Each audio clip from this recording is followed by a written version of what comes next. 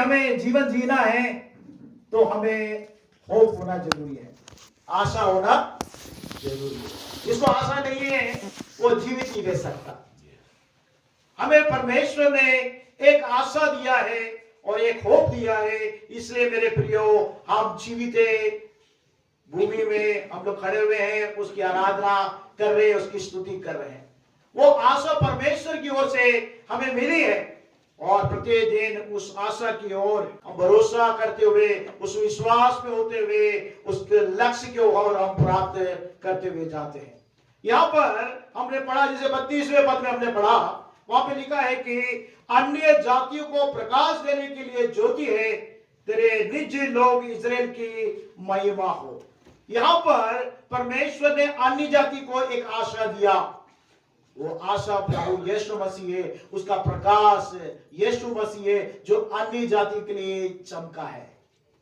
आप और मैं यहूदी लोग नहीं है, हम लोग अन्य जातियों में से हैं। हमारे लिए प्रभु यीशु मसीह ने एक आशा का ज्योति, एक प्रकाश चमकाया है। यहूदियों में से वो आया, लेकिन आपके लिए, मेरे लिए एक आशा प्रभु यीशु मसीह इस पृथ्वी में लेकर आया। यहां पर जब हम आगे बढ़ते हुए जब हम जाते हैं मेरे प्रियो, 38 पद में हम जब गौर करते हैं, वह हन्ना करके एक स्त्री के बारे में बताया गया है। 38 पद में वो धन्यवाद करते हुए प्रवेश करी और बोली, जो यरूशलेम के छुटकारे की बाट जोतते थे उनके लिए उसने कहा कि मैं यीशु मसीह के विषय में बातें करने लगी। तो एक यरूशलेम के लोग एक आशा रखते थे कि उनका मेसिया आएगा, उन्हें छुड़ाएगा करके। यरूशलेम के लोग, इस्राएली लोग एक आशा रखते थे मेरे प्रिय लोग। आप जानते हैं कि उन लोग आशा रखते थे कि मेसिया आएगा और हमें गुलामी से छुड़ाएगा, बंधनों से छुड़ाएगा, अंधकार से छुड़ाएगा, हमें ज्योति में लेकर आएगा, हमें स्वतंत्र करेगा, हम गुलामी में हैं करके। इस्राएली लोग जब गुलामी में थे, उन लोग मसीहा का बाट जोते हुए इंतजार कर रहे थे और उन्हें मालूम था और यह प्रकाश हुआ कि एक कुंवारी गर्भवती होगी करके ये प्रकाश उनके पास था।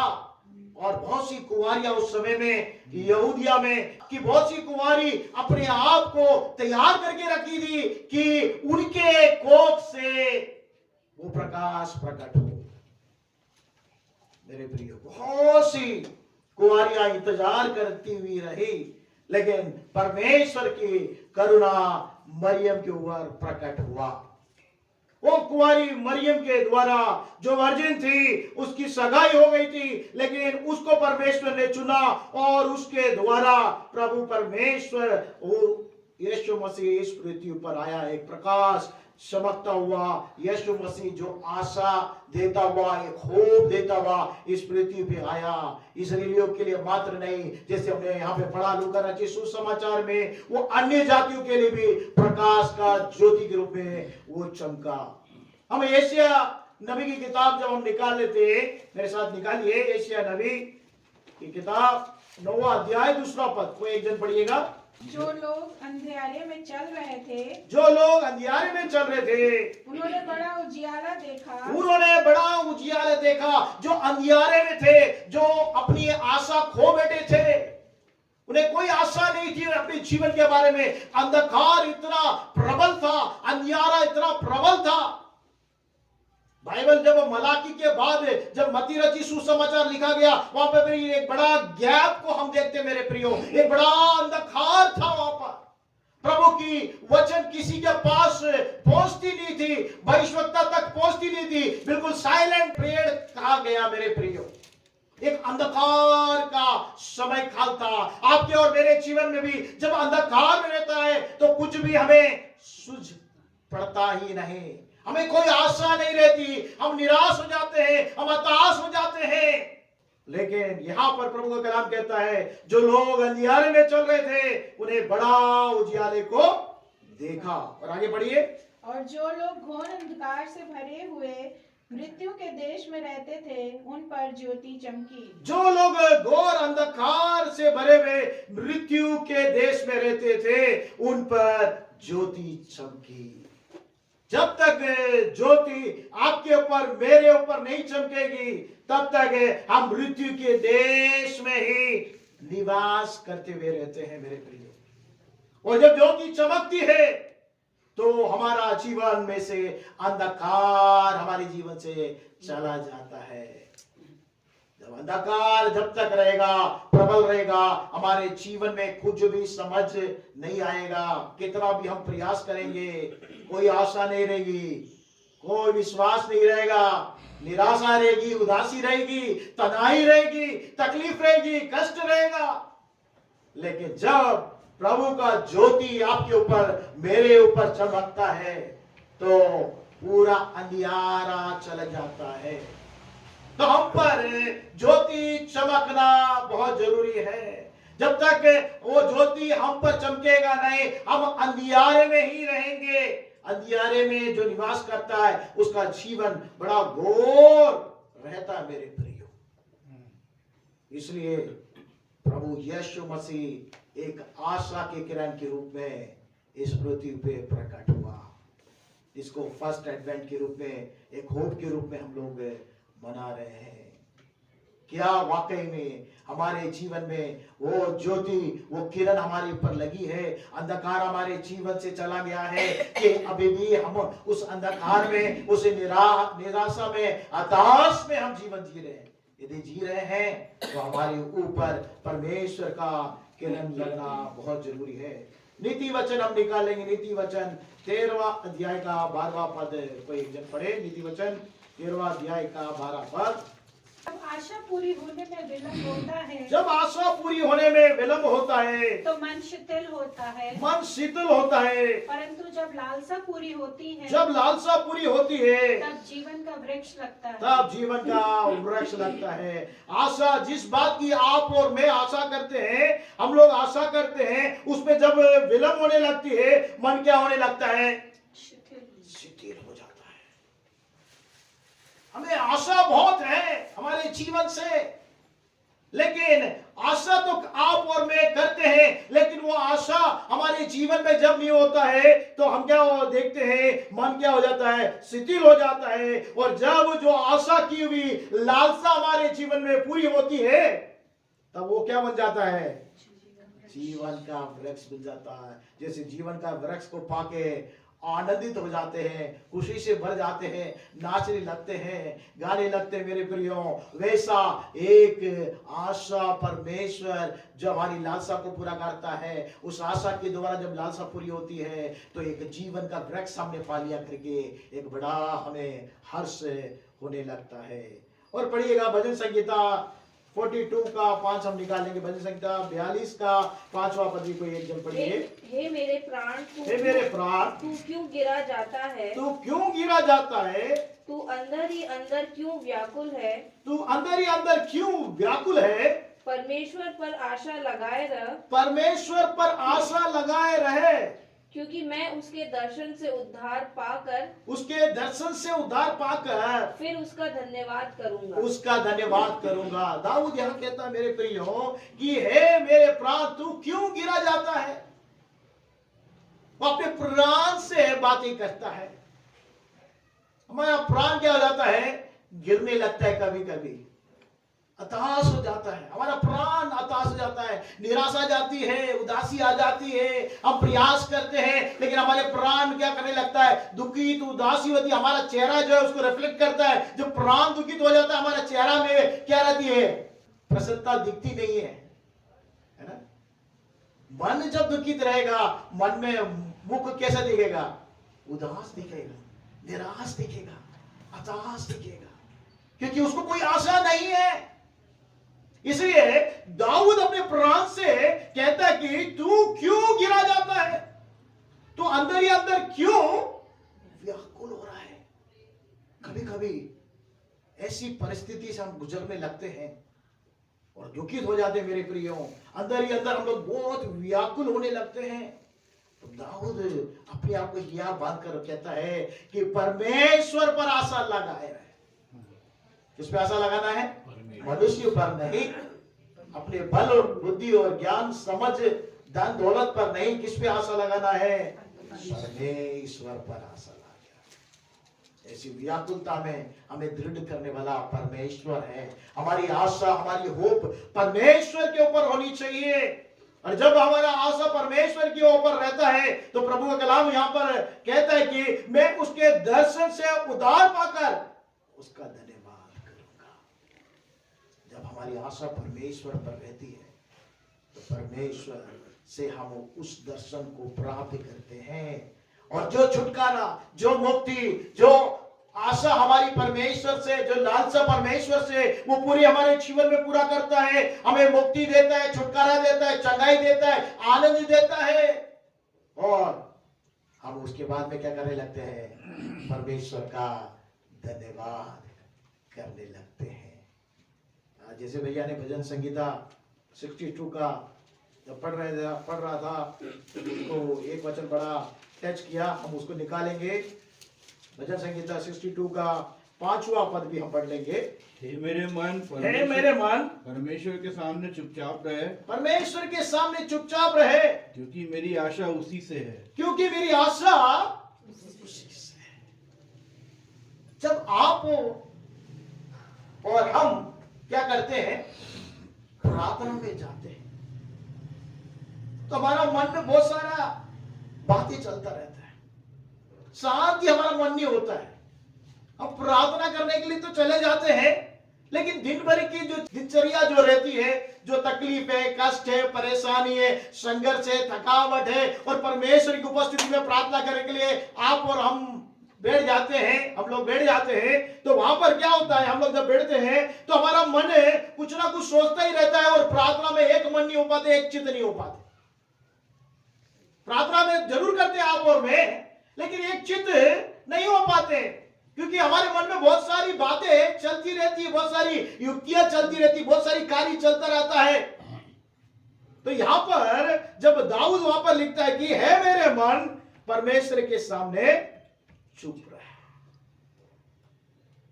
वो अपने मन को चुप रहने के लिए आज्ञा देता है। आमीन।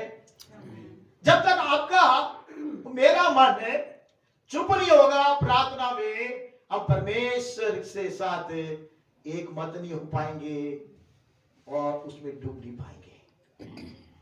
हमें डूबना है प्रार्थना में, तो हमारे मन को शांत करना जरूरी है। जब तक हमारा मन शांत नहीं होगा, हम प्रार्थना में एक चित्त नहीं हो पाएंगे, एकीकृत नहीं हो पाएंगे। परमेश्वर से हम जो प्रार्थना कर रहे हैं उसमें परमेश्वर से कुछ बातें हम प्रार्थना जरूर कर रहे हैं, लेकिन हमारे मन में क्या चल रहा है?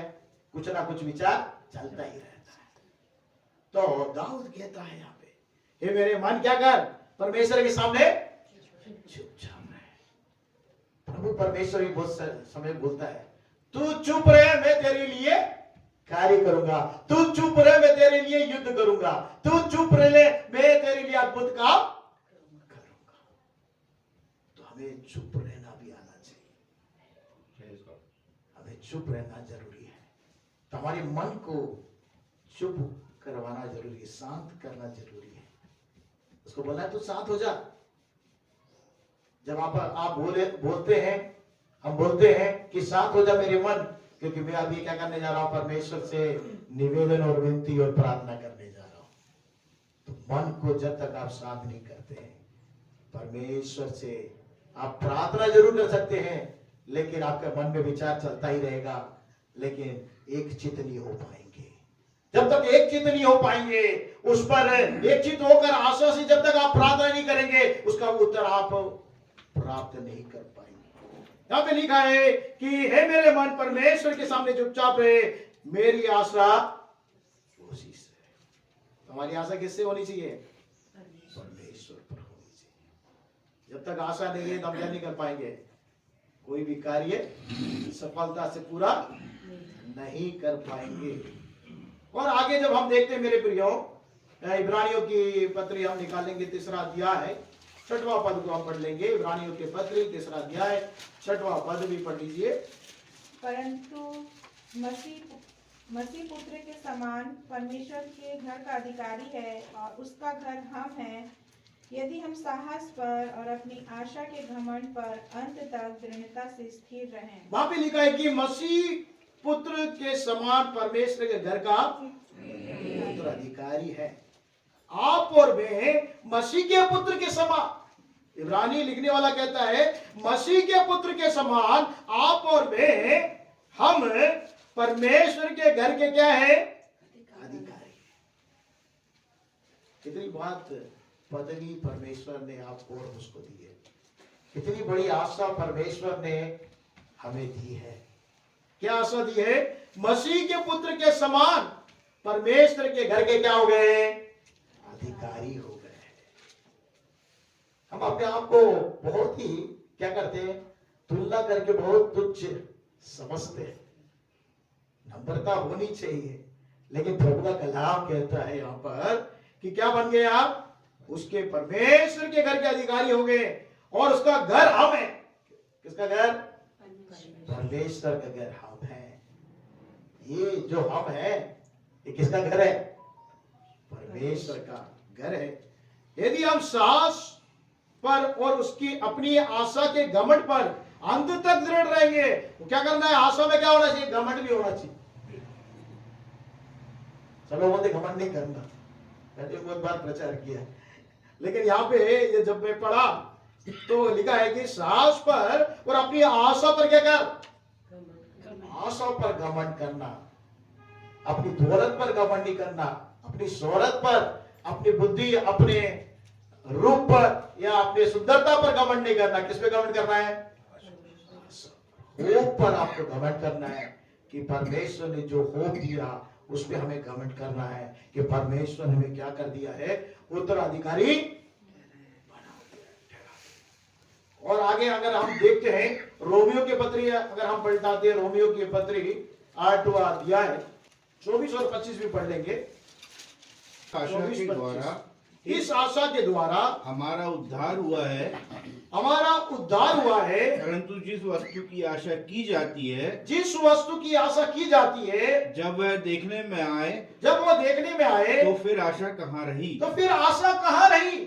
क्योंकि जिस वस्तु को कोई देख रहा है, क्योंकि जिस वस्तु को कोई देख रहा है, उसकी आशा क्या करेगा? उसकी आशा क्या करेगा? परंतु जिस वस्तु को हम नहीं देखते, जिस वस्तु को हम नहीं देखते हैं, यदि उसकी आशा रखते हैं, यदि उसकी आशा रखते हैं, तो धीरज से उसकी बाट जोते भी हैं। धीरज से उसकी बात जोते भी हैं। यहाँ पे बहुत बढ़िया जो है पौलुस ने लिखा है। क्या लिखा है? इस आशा के द्वारा हमारा क्या हुआ है? उस होप से यीशु मसीह जो तारे के समान चमका, इस्राएलियों से निकला, अन्य जातियों के लिए प्रकाश ठहरा और ज्योति ठहरा, उस आशा से आपका और मेरा क्या हो गया है? उद्धार हो गया है। और जिस वस्तु की आशा की जाती है, जब वो देखने में आए, तो फिर आशा कहाँ रही? आशा, होप कहाँ रहा? जब मिल जाता था उसका कोई होप नहीं रहता। कोई वस्तु की अगर हमारी लालसा है, कब तक लालसा बनी रहती है? जब तक वो हमको मिल नहीं जाती है, और उसके ऊपर हम लोग आशा करते हैं, लालसा करते हैं कि ये मुझे चाहिए। पर जब आप उसको प्राप्त कर लेते हैं, तो आपको क्या नहीं रहती है? फिर उसमें आशा खत्म हो जाती है, आशा नहीं रही।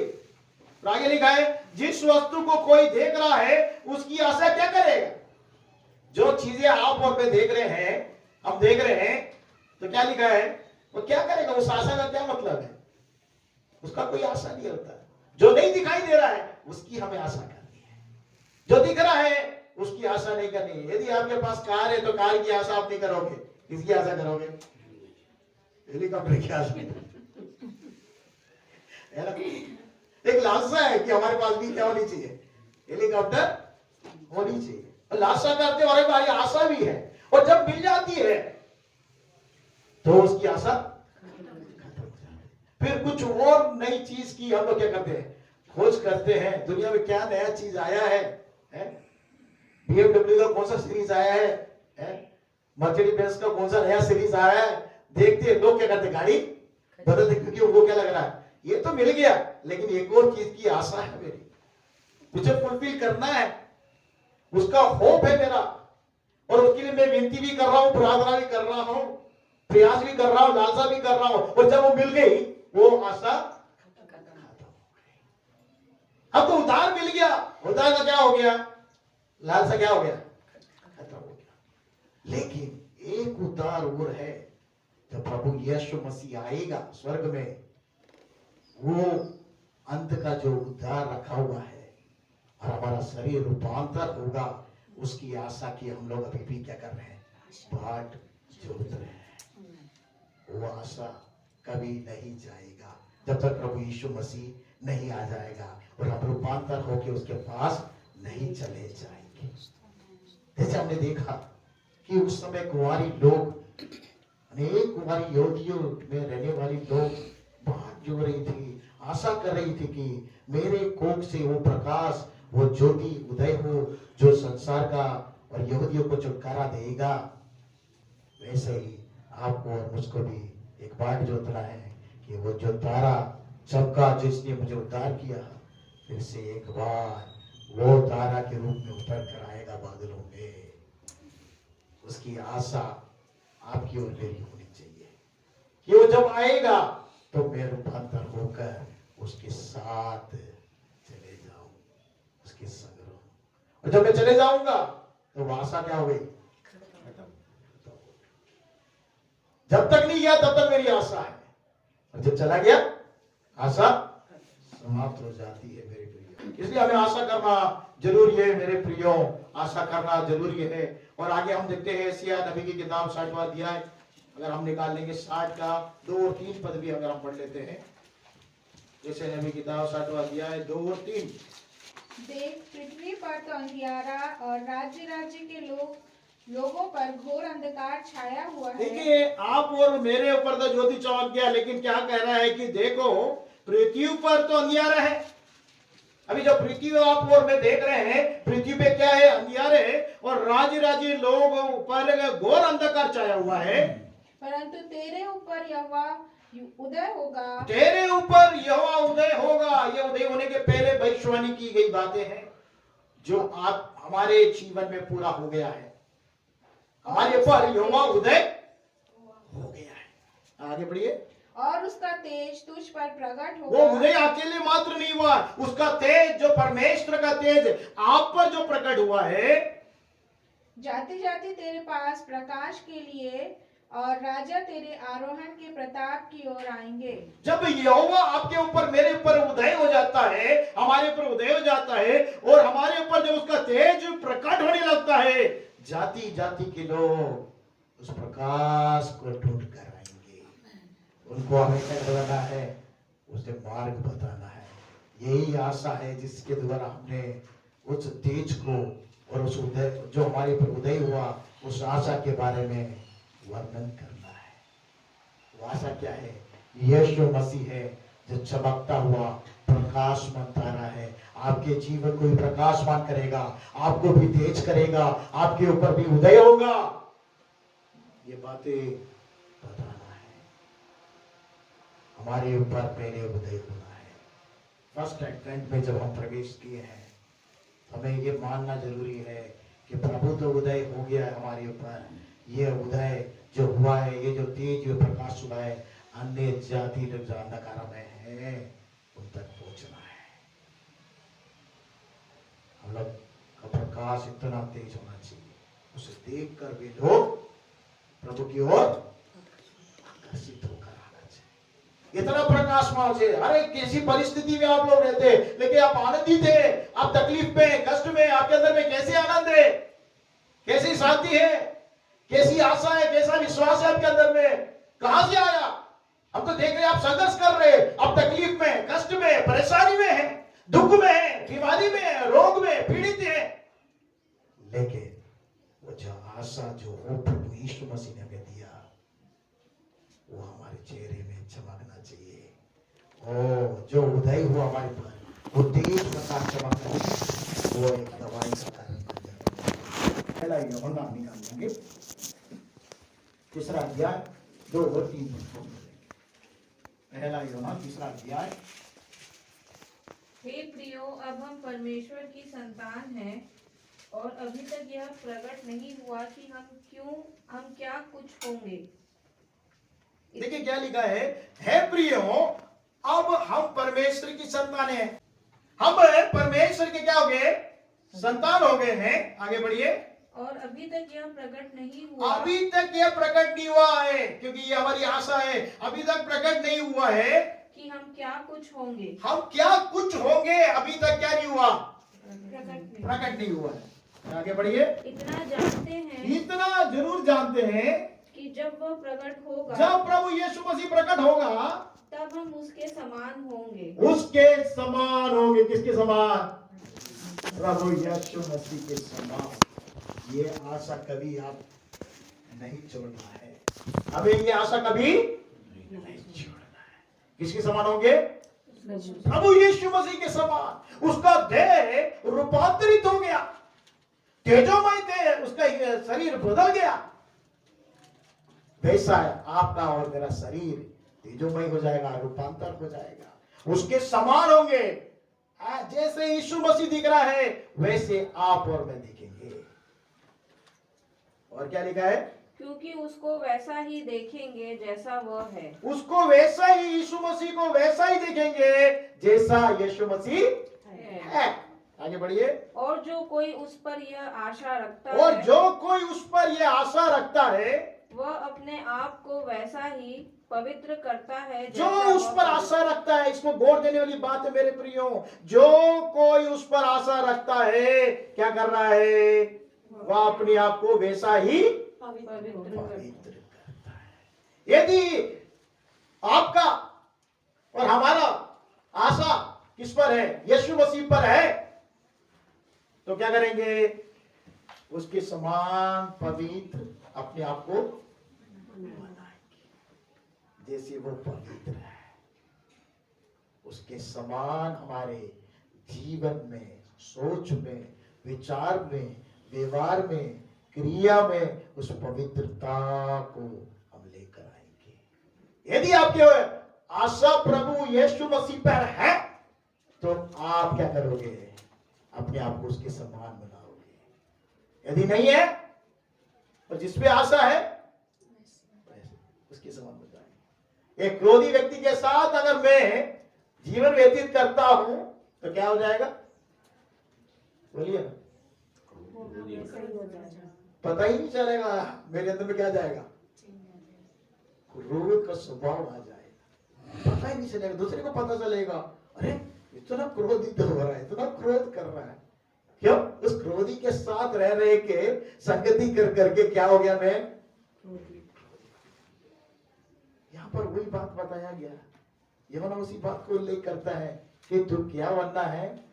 यीशु मसीह पर तू आशा रखा है, तो यीशु मसीह के साथ संगति कर करके उसके संग रह के उसके संग चल चल के कैसे बनना है? यीशु मसीह जैसा।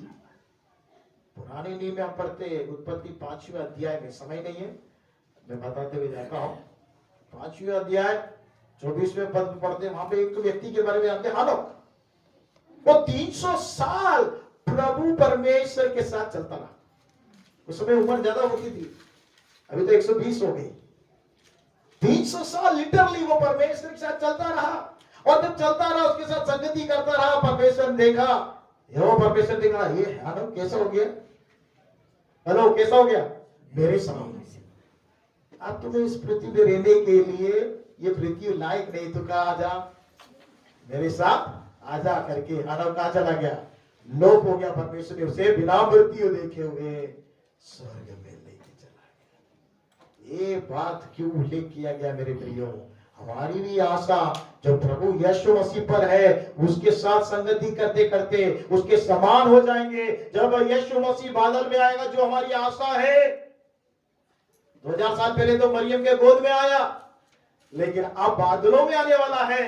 वो जो आशा की बाट हम जोड़ रहे हैं, तो उसके संग चलते चलते उसके समान हो जाएंगे।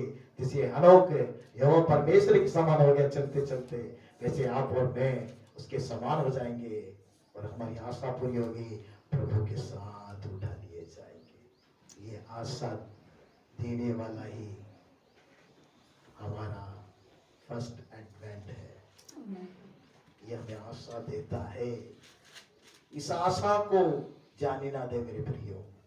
यीशु मसीह पर वो आशा लगाए रहे, उसके समान अपने आप को बदलते जाए, ढालते जाए, और प्रभु का प्रकाश तेज आपके ऊपर में चमके कि जो अंधियारे में है, अंधकार में है, आपके ज्योति और प्रकाश को देखकर आप प्रभु की ओर आने के लिए, अग्रसर होने के लिए आपका तेज चमकना चाहिए, प्रकाश होना चाहिए। आइए अपने आंखों को बंद करें, प्रभु से प्रार्थना करें। जो तारा चमका, जो प्रकाश चमका, वो प्रकाश और तारा अन्य जातियों के लिए एक ज्योति का कारण बन गया। वो उदय हुआ हमारे जीवन में, क्या यीशु मसीह उदय हुआ है। अगर उदय हुआ है तो परमेश्वर का प्रकाश हमारे पर चमकना है, चाहे हम किसी भी परिस्थिति में रहें। अगर यीशु हमारे अंदर उदय हुआ है, उसके प्रकाश चमकना चाहिए। उसे देखकर चारों तरफ अन्य जाति के लोग उस प्रकाश की ओर आना चाहिए। और यह आशा परमेश्वर ने आपको और मुझको दिया कि हम परमेश्वर के अधिकारी है, परमेश्वर के पुत्र के अधिकारी है। अधिकार परमेश्वर ने आपको मुझको दिया है। हम परमेश्वर के घर है, परमेश्वर हमारे अंदर निवास करता है। और परमेश्वर ने जो आशा रखी है, वो आशा हमारे जीवन में प्रकट होना चाहिए। वो आशा को जाने ना देंगे। क्या मालूम प्रभु यीशु मसीह कब आएगा, उसका आगमन कब होगा मालूम नहीं। उसकी भविष्यवाणी पूरी होती हुई देख रहे हैं हम लोग। हर जगह युद्ध छिड़े हुए हम देख रहे हैं। उसका आगमन द्वार पर है। हम उसके समान बनते जाए। जब वो आए तो हमें हमारी आशा के अनुसार उसके समान हमें बदलकर उसके संग हमें ले जाए। तो आपने दी उस आशा के लिए धन्यवाद करते हैं। आज के दिन के लिए धन्यवाद करते हैं। जितने प्रियजन प्रभु तेरे कलाम से सुन रहे हैं, उनके जीवन में भी वो आशा उदय हो, वो भरोसा उनके जीवन में होने पाए और ये विश्वास में दृढ़ होगा, उस अनमोल बातों को विश्वास कर सके। जब प्रभु यीशु मसीह आएगा, उसके साथ हम हो लेंगे। ऐसा अनुग्रह हम सब सुनने वाले के ऊपर प्रकट, तेरे प्रियजनों पर, हम सब पर, प्रभु तेरे दास और दासी पर, और जितने प्रियजन यहाँ मौजूद है सब, और जितने लोग तेरी कलाम से सुन रहे हैं, उनके जीवन में कार्य होने पर हमारा जीवन व्यर्थ ना जाने पाए। जो आशा आपने दी है, उस आशा को हमारे जीवन में पूरी होते हुए हम देख सके। ऐसा अनुग्रह, ऐसी दया दे कर मेरे प्रभु। यीशु मसीह के नाम से मांगते, सुन और ग्रहण करता।